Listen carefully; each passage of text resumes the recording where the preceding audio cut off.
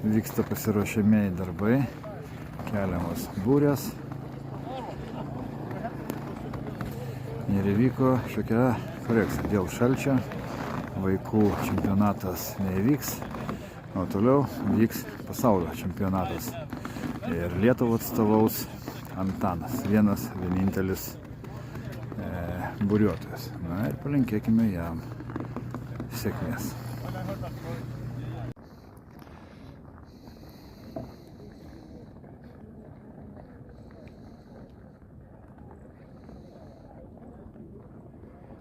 Nėra vėjo. Vėjo nėra ir starto kol kas nėra. Ir panašu, kad gali jo ir nebūti. Nes prognozuotas vėjas taip ir nepakilo. Šitie žmonės yra labai unikalūs. Tiesiog atkreipkite dėmesį į juos. Kokie jie. Jie yra tikrai netokie, kaip mums įprasta matyti, na bent jau man tai tikrai. Matote skirtumą? Šitie žmonės, jie bendrauja tarpusavį. Ir nei vienas rankose neturi telefonų. Na, išskyrus mane. Aš filmuoju. O kiti žmonės tiesiog kalbasi vienas su kitu.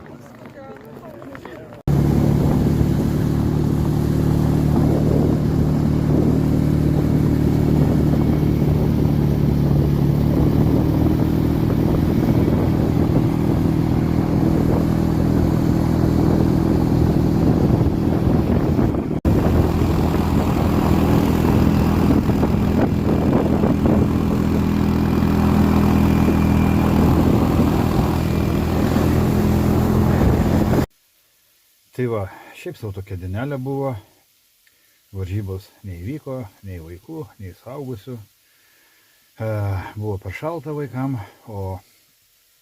ir vėjo nebuvo, o suaugusiam nebuvo vėjo aplamai, rytoj gal bus.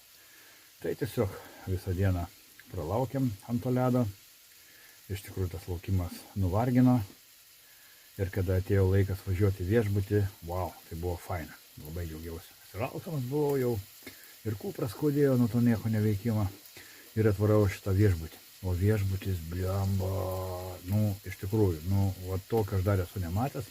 Nedaug aš tų viešbučių esu matęs aplamai, bet tas yra gerulis, ant uolos, ant jūros kranto, panorama, tai tam fantastiška. Tik tai įeini į vidų recepšioną, barai, restoranai aplinkui, boulingai, ne boulingai šitie, biliardo stalai, dar įtariu ten ir saunos yra, žodžiu, viršūnė, nežinau kiek ten tų žvaigždučių, bet, o tai va, užskaitau.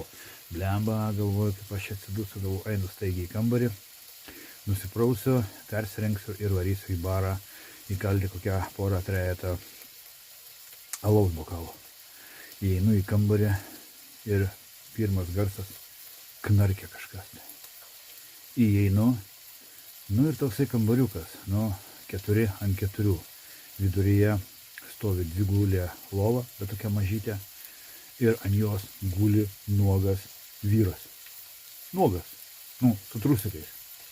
Aš sakau, jisai, o, proszę pani, o jopštai mat, co za kurva.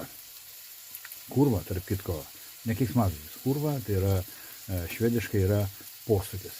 Tai vis tiek man išsiveržė, co za kurva, lenkas lovoje.